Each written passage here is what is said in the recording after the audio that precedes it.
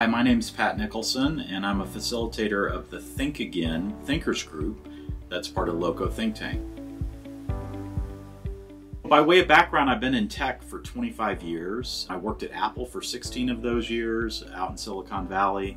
I've led marketing and sales for a couple of different venture-backed startups. Now I still consult, so I'm still involved in technology, but I live here in Fort Collins and I invest in real estate. I'm a real estate agent as well.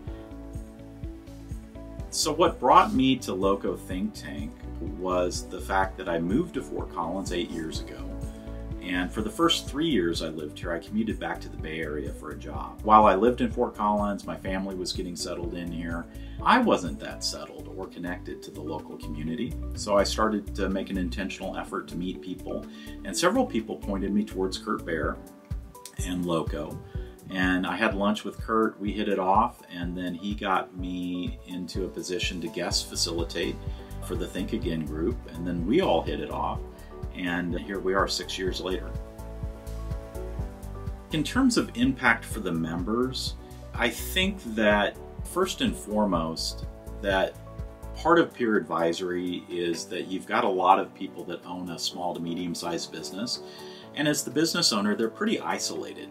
When they want to talk about issues or opportunities in their business, they might turn to their spouse or their business partner, but it's pretty limited in terms of the outlet. So it's a lonely, solitary role for a lot of these people. And so when they get together in a group and they serve as an advisory board to one another, I think it's equal parts support and practical advice. So they certainly get good advice from the other members, but it's also that they get supported, that they have someone to listen to them. And a lot of times they have the answers, but they just need to air it out with someone else. And I really think Loco pays off in a big way. And in terms of specific examples of how this has paid off, I've heard people present problems and they've had those problems for an extended period of time. They process them with the group, they talk about them. And through the process of getting clear on what the problem is, how they might solve it, they come back with an update that they've made a big change. And they follow through on that because by saying it in front of all these other people that you know and respect, it creates a sort of accountability. It's a personal accountability. They obviously aren't obligated to do what the group suggests to them, but it has a way of working itself out. And I've seen that play out for multiple members. The culture of our group and the relationships are really built on trust. This is a group of, my group has been between 10 and 12 members ever since I've been there, and we've had some turnover, but we've had a lot of people that have been there the entire time.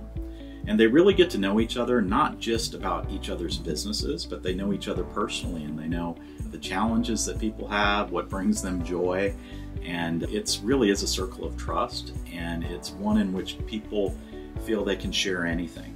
And so sometimes it's emotionally raw. And other times, you know, we go really deep on business issues. When I got connected to Loco, I was looking to get connected locally, and it's really paid off in spades. Just in the same way that the group, they know, like, and trust one another, I'm part of the group. And now I know business owners here in town. I know a lot about their business. I've been able to give some practical advice that has been useful. More than that, it's just that I feel like I've got friendships and people that know they can turn to me, and I know I can turn to them.